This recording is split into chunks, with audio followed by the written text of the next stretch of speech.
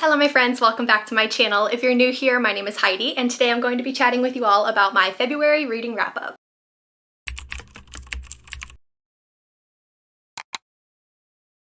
I don't know about y'all, but I cannot believe that February is already over. Obviously, it's a short month, but if you look at it, February really isn't that much shorter than other months, so I don't know why it feels like we lost a whole week, but it's already March. It's actually March 1st right now because I did kind of a Hail Mary last night and was like, I have to finish this book I'm reading before February is over, so by 11:57 p.m. I had that book finished. So by the skin of my teeth, I read 8 books in the month of February, which I feel like is pretty good, better than I did in January, and that's honestly all I was shooting for. I was like, as long as I read more than 6 books, I'll be happy. Of the 8 books that I read in February, one of those was an audiobook, and I averaged 4.13 stars as a rating, which honestly I feel like is pretty good. I don't feel like I read any awful books in the month of February. I feel like they were all pretty good. I didn't really feel slumpy at all, so I don't really have too many complaints. So this is gonna be a pretty positive monthly reading wrap up. I mean, every now and then if you get a really bad book, like who doesn't love to kind of hate on it a little bit? But I also love when I read good books. I'm very particular about the books that I buy and I read anyways. So it's really satisfying when those end up being fun books and good books to read and thought-provoking, even if they're not necessarily the most positive books, which I read some kind of sad books this month. In the month of February, I read 2,927 pages. The pile, I'm looking at it right now, it really doesn't feel like that much. And I also did 16 hours of audiobooks. Out of my February TBR, I ended up finishing 4 books that I had listed. So I was pretty proud of that. I did start Onyx Storm. I didn't get to finish it. It was moving a little bit slow for me, but it'll be on my March reading wrap up. I'm nearly positive, unless it puts me into a reading slump. It's good. It's so much better than Iron Flame, but I still just feel like it's super drawn out. So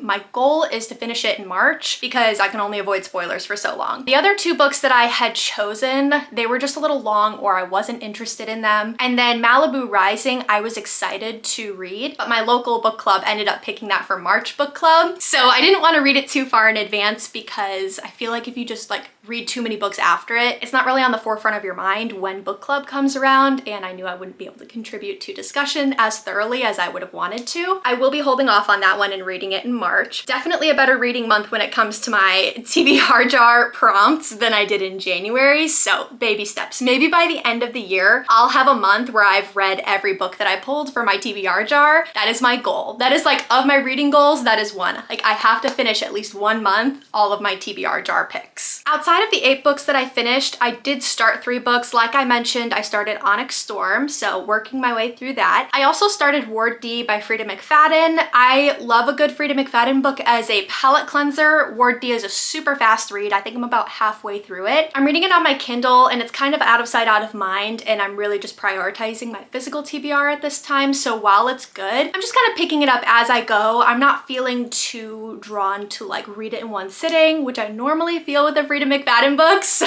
hopefully I'll finish that maybe in the next week or so. And then I also started A Tree Grows in Brooklyn. I'm actually almost done with that one. I wanted it to be on this February wrap up so badly, but alas, I did not make it, but it is incredible so far. I'm just going to say that, and it will be on my March wrap up. I'm so excited to talk about that one. But that's just kind of a snapshot of my February statistics. Let's jump into the 8 books I actually completed. I'll start off with the audiobook that I finished in February just because I don't have the physical book with me, but that was Songbird in the Heart of Stone by Carissa Broadbent. This is part of the Crowns of Nyaxia series, which I loved. I love Serpent in the Wings of Night. That was my favorite duet, I think, out of this universe. I also loved Six Scorched Roses. It was my favorite novella that I read last year. I think it had some of the most beautiful writing that I had read in 2024. So I was really excited going into this one. Unfortunately, I gave it 3 stars. And looking back, I think that's probably a fair rating, but also part of me, I literally have not thought about it since finishing it, so part of me feels like the rating should be a little bit lower. I will say the writing was still absolutely beautiful. She just has this very eerie, atmospheric, poetic way of writing, and I love her for that. So I'll read anything that she writes, but I think the overall plot was what fell short for me in this particular book. This book follows Misha, who is a side character in the first 2 books in Crowns of Nyaxia. And in those first 2 books, I'll admit, I didn't really like Misha to begin with, so having her as a main character for this whole book was really just kind of boring because I wasn't invested in her in the first 2 books anyways. I also find her character, like in the first 2 books, I thought she was kind of ditzy, and so I felt like this book was trying to make her come across as complex with this massive dramatic backstory. By the end of it, I just didn't really care. There was a cute dog in this book. I will say that I'm a sucker for a book with a cute dog, so truly, I think that's like the only part that I enjoyed about this book besides the writing. Something else about this series that I'm starting to notice is the names get really confusing. In particular, in this book, there were characters named Asar, Alaris, and Atraxis. That's just way too many A names. I don't understand why all the names sound almost identical. And so just reading it or listening to the audiobook as well, it just got very disorienting. And I think this audiobook narrator is really great, but it's unfortunate because the voice she picked for Misha in the first 2 books as a side character made sense because you don't see Misha too often. But the voice that she used, like she has to stay consistent with it. And the voice that she used for Misha throughout this whole book, it was just grating. It's a high-pitched voice. And Misha just kind of comes across as like ditzy to me. I just think she's not really complex. I just didn't really care for her. I thought the main male character, like the pining and the yearning that he had, I did really like that. It is more of an infernal story. They're kind of going down through the levels of the underworld, which I thought was really cool. I read Dante in college, so I could see like some of the similarities there. It was very like Virgil leading Dante through hell, but overall, I still kind of felt like it was lacking. That being said, she really pulled off an insane cliffhanger at the end of this book. There is a character who appears that I was driving to work listening, and I gasped out loud when this character came in on like the last page. So I'm not going to spoil anything. I do think I will read the next book in this kind of duet in this universe because of that, because I'm so excited to see what she does. I'm just really hoping that this is a bridge book and the next book is better. I just felt like the whole conflict of this book was just really boring. It was the same thing over and over and over and over for like the resolution to just kind of be dissatisfying. So overall, it was not my favorite Carissa Broadbent book. It lacked what I was expecting going into it because I loved the first 2 books and a novel so much, but it is what it is. But I think that was the worst book that I read this month. Moving on, I'm really excited about this, but I started my Throne of Glass reread in February and I am having a great time. I'm actually vlogging the whole thing. I think I'm going to put up a part 1 and a part 2 just because the series is pretty long and the vlog and my reactions is getting pretty long. So I think the first one is going to go up in a couple weeks here once I finish Heir of Fire. I'm so excited to talk to you all about it. Again, this is a reread. I did not enjoy these books in particular the first read. I didn't understand it. I read it in a ridiculous order that somebody recommended to me, and I hope they step on a Lego because why would they recommend reading it in this order? I don't know. But this truly has been such a great reread. I'm reading it fully chronologically this time. So I started with Assassin's Blade, moved on to Throne of Glass. This was a 5-star read. Everyone hates on this book. I have a great time with this. I love the adventures. It's very Pirates of the Caribbean, Dune, Aladdin. I love it so much. I had a great time. I'm also being very diligent about tabbing this book up. I'm making sure that it's color coded. I'll talk more about that in the reread vlog just because I don't want to give any spoilers for what specifically I'm tabbing for anybody watching this who hasn't read this series. I think if you're going into this series, because I'm reading it with a couple friends, I recommend starting with Throne of Glass and then doing Crown of Midnight and then going into Assassin's Blade. Do not read Heir of Fire before Assassin's Blade. That was my mistake. Please just, if you take one thing from this video, do not read Heir of Fire before Assassin's Blade, whatever you do. That's like my #1 recommendation that I think will change the understanding and the enjoyment of the beginning of this series. By the end of the series, I loved it, but it is so cool knowing what we know about the last books and how the series wraps up and seeing the Easter eggs planted in the beginning. The only other author I've seen plant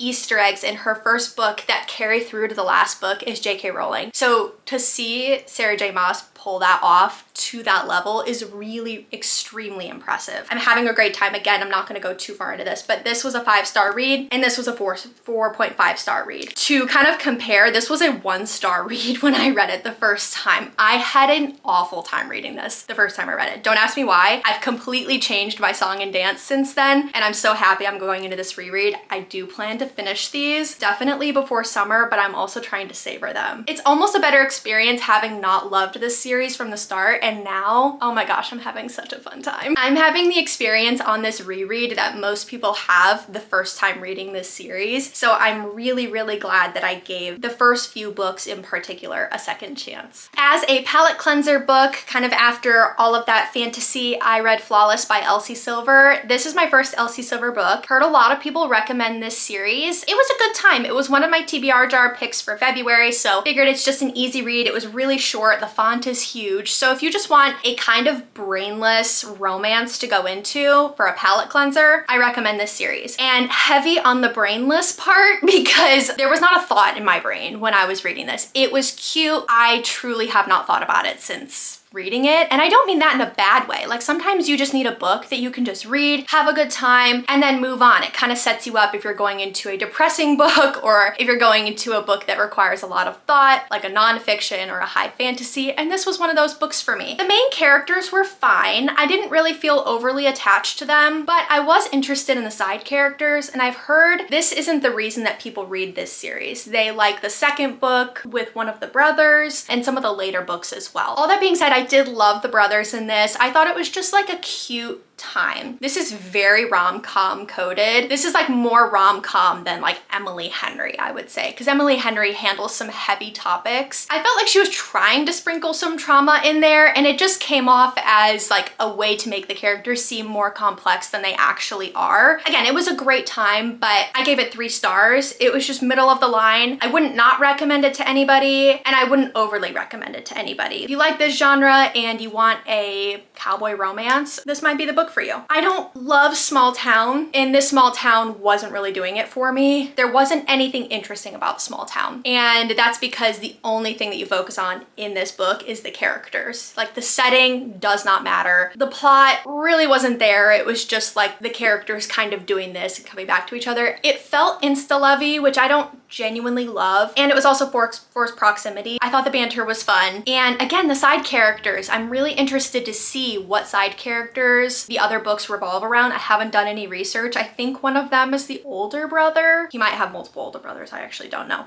I can't even tell you the characters' names in this. Yeah, could not have told you the characters' names. It just like went through my brain, left, and I was like, that was cute. Moving on. So no negative thoughts, just like no thoughts in general. And I still don't understand the cover. If you guys watched my February TBR picks, I read all of your comments because I chose this book as a cover I don't like. And I just like this cover, I still think these are hoodie strings, guys. I just genuinely, this cover does nothing for me, and after reading it, it still does nothing for me. I appreciate all of your comments. They made me giggle, but I still stand by what I said. Okay, changing my tune a little bit on the small town, I read Funny Story by Emily Henry. This was actually my Fable book club read for February, so if you're interested in joining my Fable, we are reading First Time Caller for the month of March. I am so excited, but this was such a great book club read. We all, I think, had a really good time. I was looking over the ratings and everyone seemed to love it. This was a 5-star read for me from page 1, and I was hoping, I was getting towards the end, I'm like, please let it stay a 5-star. And it was. I adored this book so much. I will say though, this cover with the lemons on the spine makes no sense. It is my only criticism of this book. This cover, I'm convinced the person who designed this cover did not even read the book. Lemonade showed up for maybe a paragraph in this entire book. The flowers, completely irrelevant. There was flowers mentioned one time and it was lavender flowers, so I don't understand why there are roses and sunflowers here. She's reading a book. She's a librarian, but you never actually see her read a book. He works at a winery, So why are they drinking lemonade when literally the whole book, all they're doing, like a main thing that these characters do is sit on the couch and watch a movie with like a bowl of popcorn and wine. That would have been such a cute cover of them like sitting on a couch, bowl of popcorn in the middle, sipping some wine, maybe some other unmentionable things on the coffee table in front of them.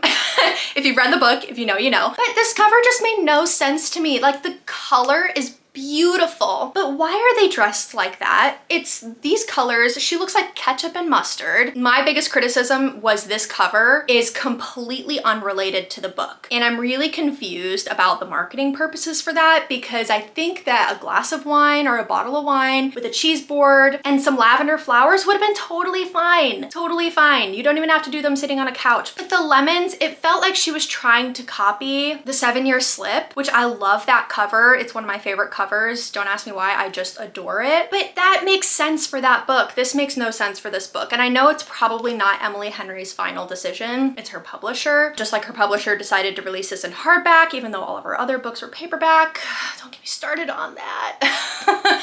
But outside of that, moving on, this book was so good. The characters, the position that they're put in is kind of ridiculous. Basically, what happens in the beginning of this book is our main character, Daphne, which is one of the best names Emily Henry has named any of her female characters. That is so beautiful. Daphne is about to get married to this guy, and he ends up leaving her on his bachelor party. First of all, nightmare situation for his best female friend. Emily Henry just like wrote in one paragraph my entire nightmare of like bachelor parties and marriage. So Emily Henry, you did not do the female population any services there, but moving on. So Daphne is now like, she lives with this guy. So she's forced to move out, and she moves in with Miles, who is her ex-fiance's best girlfriend's ex-boyfriend.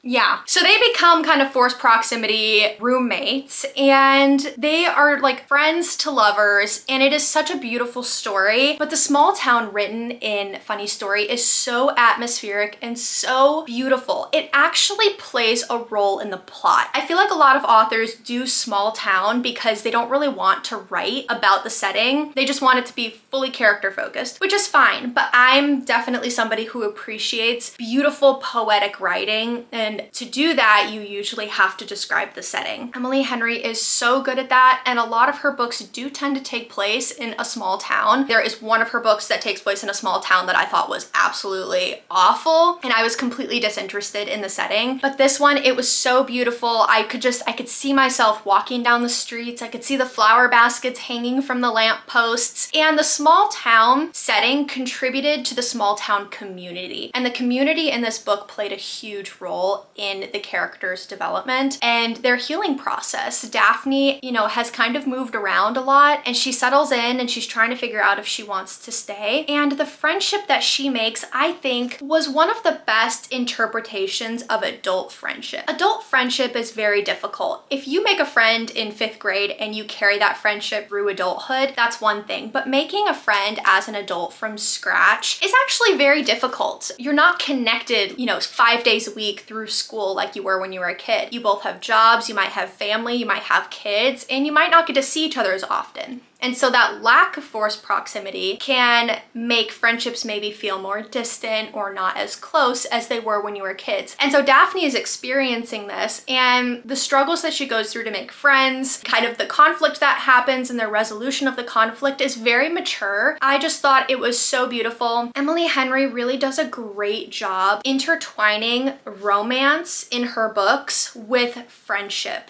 And I don't mean that as a friends to lovers way. Our main character Daphne was focused just as much on our main male love interest as she was on her female friendships. You don't see that often in books where it's a true balance. I think we saw it a lot in Happy Place as well. And we saw sisterhood and everything in Book Lovers, but this easily climbed its way to my #1 spot for Emily Henry. I didn't think anything was going to pass up Happy Place. I really think that this did. I felt so emotionally attached to these characters. I was so invested in what was going going on in their life and their conflict, and I wanted to go on these adventures with them and like visit this town and like find all like the cool local hideout spots, and it was just so magical to read this. It made me want to go back home to the Midwest and visit these small towns, and I haven't felt that way in a while. Yeah, I just, oh man. I love this book so much. Not only that, the banter in this was so good. I can't remember the last time I've laughed out loud to a book like I have this book. I was giggling and like cackling. It was so good. The banter was good. The slow burn was good. The tension, the pining and the yearning. There was a little bit of like miscommunication in this, but it was executed in a way that felt necessary and not like it was just there for the sake of being there. So I really appreciated that because I hate miscommunication tropes that are there for no reason. I hate long drawn out miscommunication tropes, and I didn't feel like this book was doing that. It just felt very real. The characters felt very, very human with real problems, and just very relatable. I'm late to the game on reading Kristen Hanna books, and I read a couple of her books last year, and I did not weirdly start with The Nightingale. This was actually the third Kristen Hanna book that I've read, and I finally got around to reading it in the month of February. I gave it 4 stars. I have a couple thoughts on this. Overall, it was really, really good. If you have not read Kristen Hanna, I would recommend starting with The Nightingale, which I feel like 99% of people do. I'm on the outs. I read The Women and then The Great Alone and then The Nightingale. The Women is still my favorite. What I would say about The Nightingale for me, and I'm not going to do any spoilers or anything. I actually do plan to do a more in-depth YouTube video reviewing this. The first part will be no spoilers, and the second part will have spoilers so we can talk about some things that I liked and disliked and just kind of more about the historical context around this book. It took me a very long time in this book to like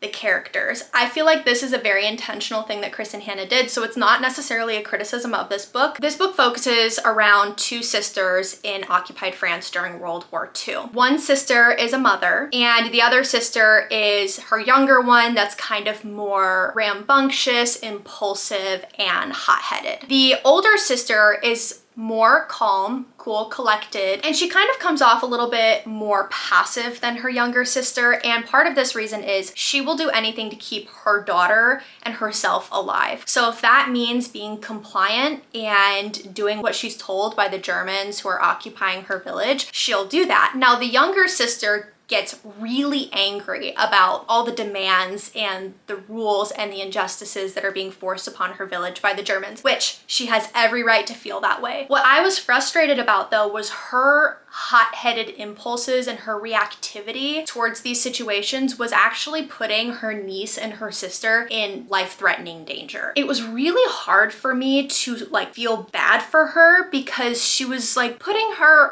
loved ones in a dangerous situation. For that reason, I actually found myself more drawn to the older sister and what she was going through than the younger sister, and so we bounce back and forth between their perspectives. This is not only a dual POV between the 2 sisters, but it's also dual timeline. One sister, we don't know who, is telling this story and kind of reflecting as she's much, much older. And you don't find out till the end who that sister is. It actually took me a really long time to realize when we were flashing back to the late 1930s and the early 1940s that we were getting the perspective from 2 different sisters, because I was like, why do I love this sister so much? And then in the next chapter, I absolutely hate her. 50 pages in, I realized it was 2 different people. I don't know if that was a reader error or if it was meant to be kind of confusing, but it just took me a really long time to get into this. About halfway through, roughly 200 pages, the one sister that I found frustrating has a lot of character development. She's thrust into an opportunity where she can help people, which is, I feel like, what she needed. You could tell she felt powerless with what was happening, and because of that, her reactions towards things were putting people in danger, but that's not actually what she wanted. She wanted to help people, and so she was able to do that. And I felt way more invested in her plot line after the 200-page mark, but it took a really long time to get there. What I loved about this book was the historical complexity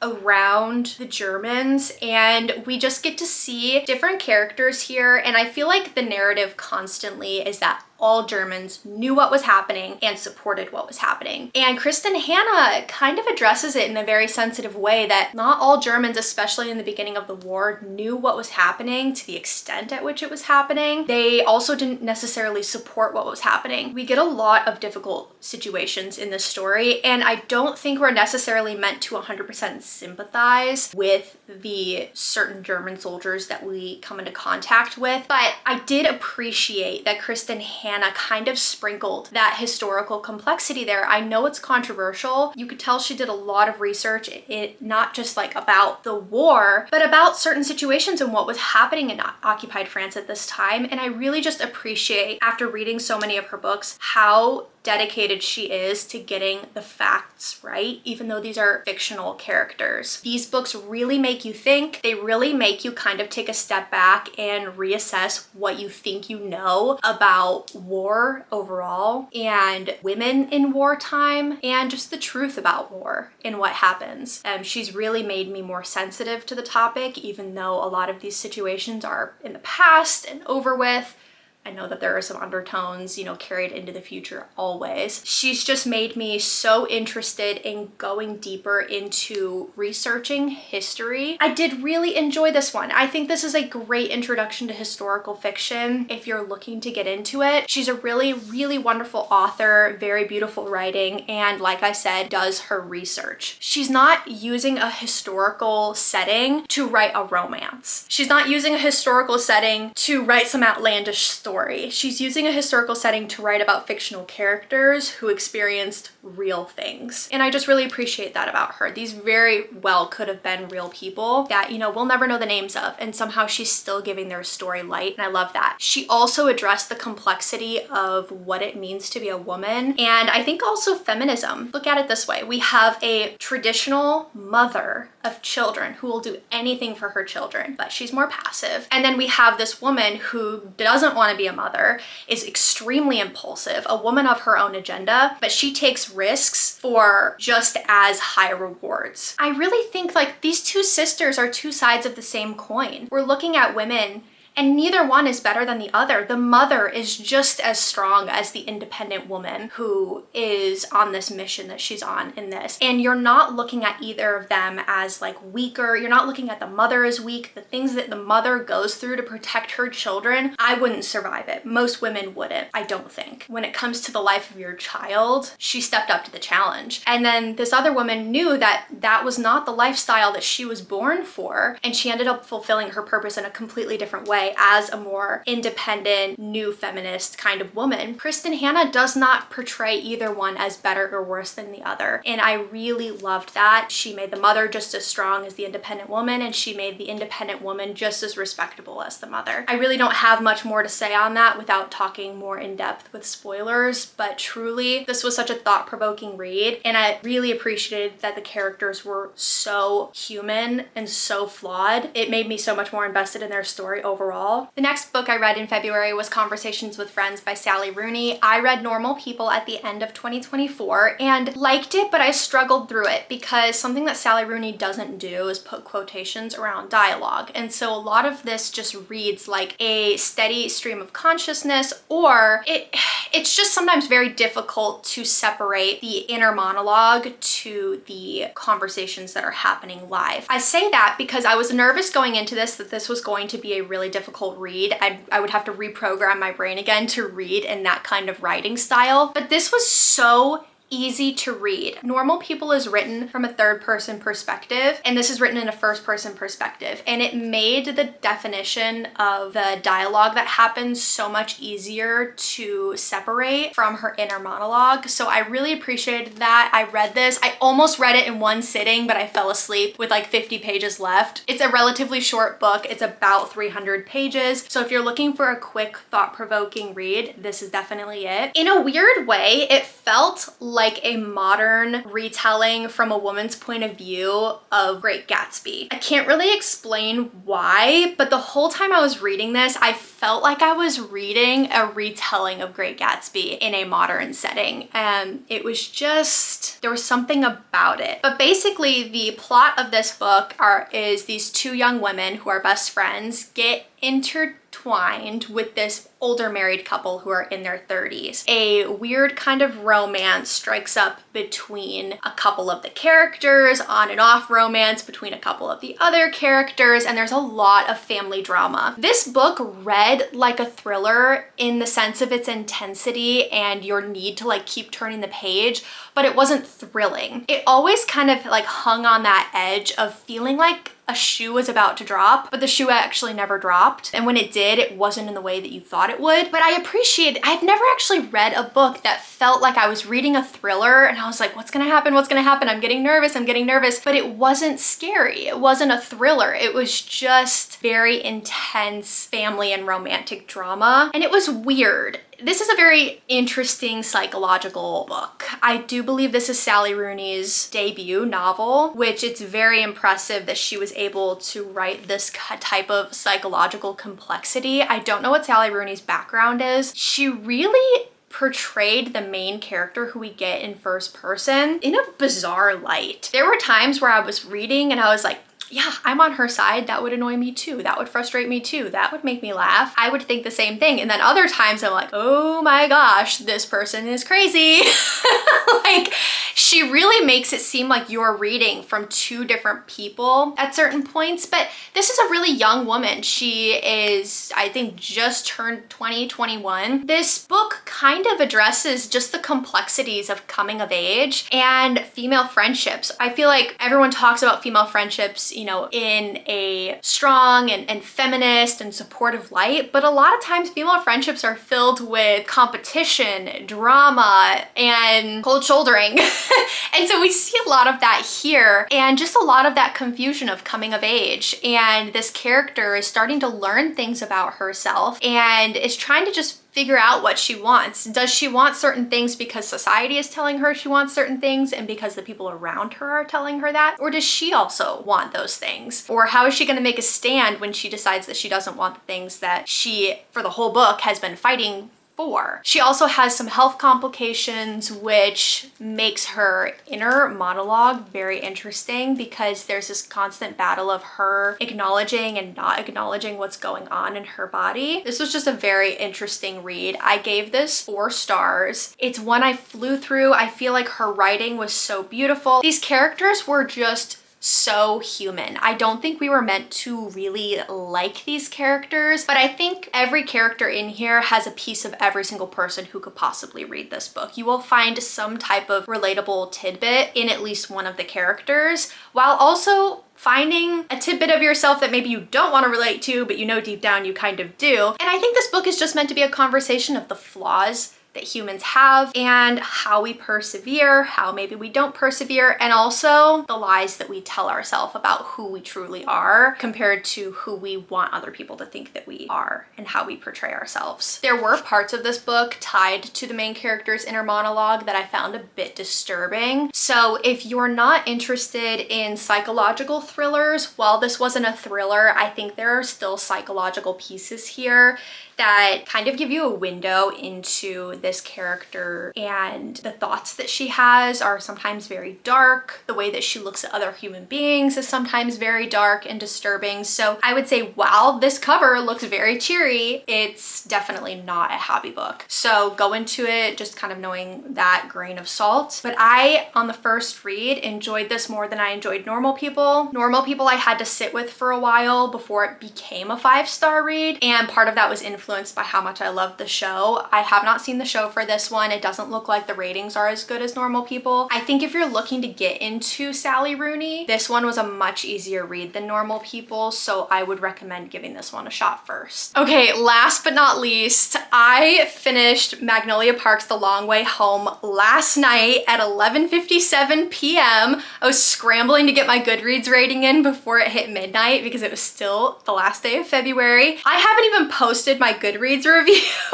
except I rated this a 4.5. I know that that's what I want to rate it, but this book really threw me for a loop. Just as some context, I was not a Magnolia Parks book 1 lover. In fact, I gave it 1 star. That being said, I read Daisy Hates and it was a 5-star read. I love Daisy Hates. I just think I like Daisy Hates' character better. I liked her brother. Let's just say I like the setting that Daisy Hates is in a little bit more than I like the setting that Magnolia Parks is in. It's very socialite and, you know, posh versus gang lord and gang family posh. So you get 2 sides of kind of the same coin there. I was like, this book might make or break if I end up loving this series or finishing it. I binged this. This is an extremely long book. This is over 500 pages. The font is tiny. Just as a side note, I kind of loved having the indie published because there were so many typos.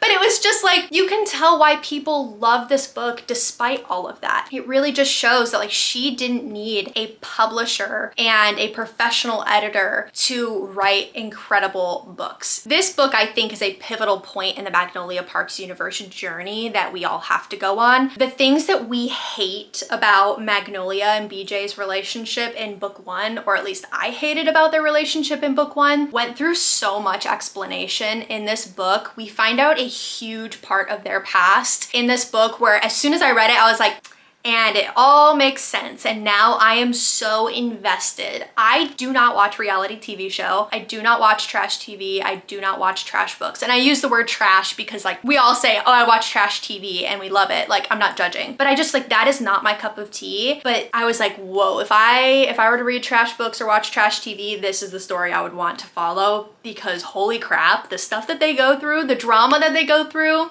There was a point in this book where I set it down and I just thought to myself, I get it. I get the hype. I finally understand it. And then I also just want to say the amount of times I thought to myself while reading this book, Julian Hates, the man that you are. I love Julian Hates. I feel like you're either a BJ girl or you're a Julian girl just because they're some of the main male characters in the Magnolia Parks books. In the other books with Daisy Hates, we focus on some other characters. So I'm not going to compare Christian and them to BJ and Julian. They're not on the same level when it comes to like, there's 2 different romance plots ultimately in this universe. But Julian Hates, I am a Julian Hates girl.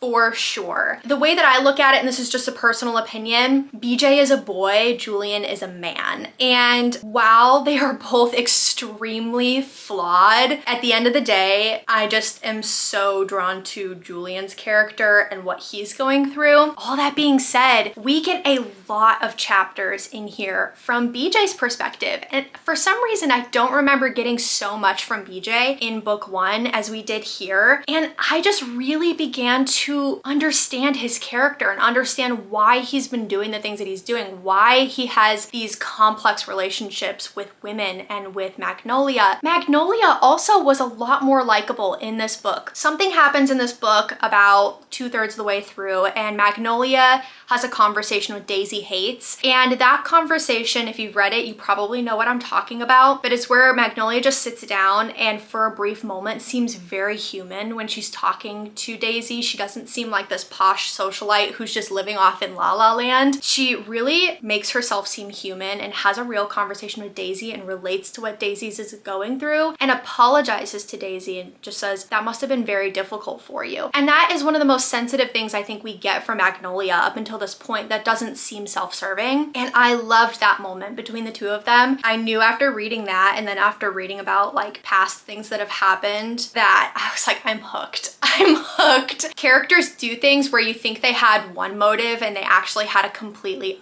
like separate motive that was more wholesome and it's still problematic, but at the end of the day, they were doing bad things for good reasons. And I feel like this series just really pushes the boundaries of morality. Accepting that people do bad things for good reasons is something that I have struggled with for a long time. And this series really is just bringing it to a whole new light in such a beautiful way. Jessa Hastings is such a wonderful author and her ability to write beautiful scenes. There were a couple lines in here where I felt like I was reading an Emily Henry book, and while the content of their books is completely different, the magic that I feel when reading her writing compared to Emily Henry and the like poetry that some of these lines and paragraphs are, they feel very similar to me. They just tug the same heartstrings as each other, and I found myself loving this so much. I understand why people are obsessed with bees after reading this. Like, you understand why bees and deer and the bow are all important in the first book, but it really just kind of, the true importance of it is really pushed home in this book in particular. The ending, I'm just struggling with the ending. She really knows how to write like a dramatic or devastating cliffhanger. The last book in this universe that I read, every time I've like put the book down, I'm like, okay, I'll probably pick up the next book, but it won't be for a while. That is not how I feel. Like, I feel like I'm already gonna pick up